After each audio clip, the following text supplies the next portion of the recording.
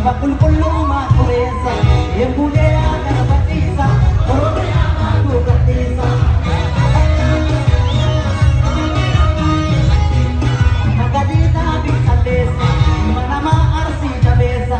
Nagadita bisa desa, mana ma wanaka jabesa. Nagadita bisa desa, mana ma shawa jabesa. Nagadita bisa desa, mana ma borana jabesa.